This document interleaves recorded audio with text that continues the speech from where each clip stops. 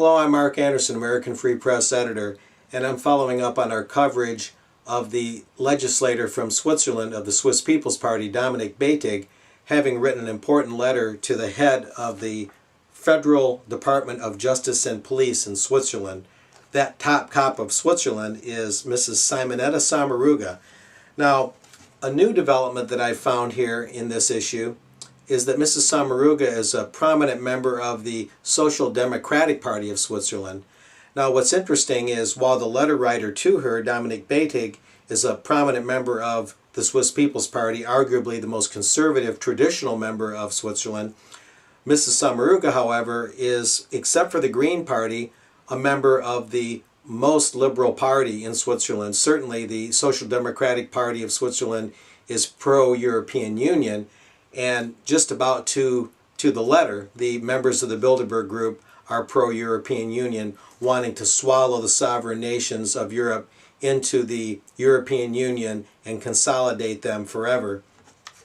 So that is a new concern that I'm bringing to this story, along with what we've already reported, and that is, of course, posted here at AmericanFreePress.net and in the hard copy of American Free Press number 21 for 2011. And that's this letter from Mr. Beytig to Mrs. Sommaruga, pointing out to this top cop that the group is, the Bilderberg Group that is, a global elite of bankers, industrialists, diplomats, U.S. and European NATO brass, crowned heads, media groups, their moguls and editors, as well as heads of state, whether retired or not, which coordinates, exchanges, organizes, and structures, all out of democratic control, that is, away from democratic control, the major guidelines toward economic globalization, and that the Bilderberg Group, as he warned Mrs. Sommaruga, encourages higher debts of the world's countries, and they become the debtors of supranational private banks. And Mr. Beytig goes on to warn Mrs. Sommaruga about a number of other things, and that's the privatization of the militaries and police units, and the programmed end of traditional democracy with a power shift from all nation states to the benefit of non-elected governance entities, as Mr. Beytig also put it in this urgent letter early May to Mrs. Sommaruga. Now, we don't know yet how Mrs. Sommaruga will respond or if she'll respond, but we have seen here what we're learning, and that is that she is from a very pro-EU party. Now, whether she'll take her job seriously as the top cop of Switzerland and objectively pursue and listen to Mr. Beytig's concerns, it's hard to say. But if her party's history is any indication, it could be rough going for Mr. Beytig and his concerns.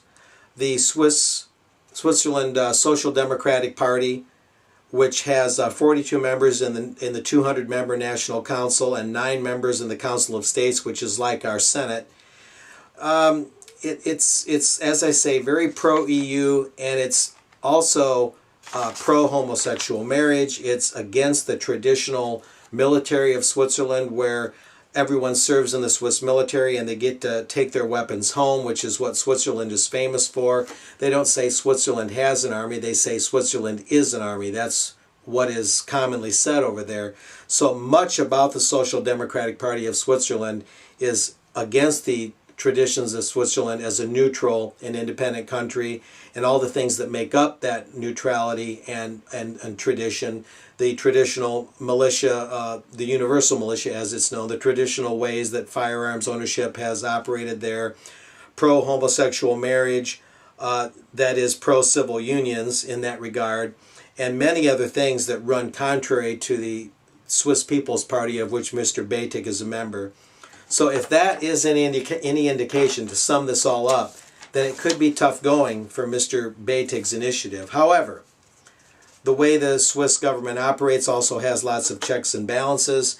They have a collegial style of running the executive government, that is the executive branch. It's a 7-member federal council with each member of this federal council sharing the presidency on a rotating basis. So it's difficult even for a very liberal party like Mrs. Sommaruga's to have an inordinate amount of influence in Swiss affairs. So that might help counteract the fact that she's from such a pro-EU liberal party like the Social Democratic Party. So these are some new factors that have come to AFP's attention in recent days. And Mr. Batig in his letter has also written about his concerns regarding Bilderberg and promoting GMO foods and GMO seeds, and playing with globalized fears in propaganda schemes, as he puts it, employing shock strategies with startling effects, generating feelings of helplessness in terms of the Bilderberg-controlled media and the way they report things to give the global population a sense of globalization being inevitable, and playing on people's fears in all these issues and things of that nature. Also being pro-free trade.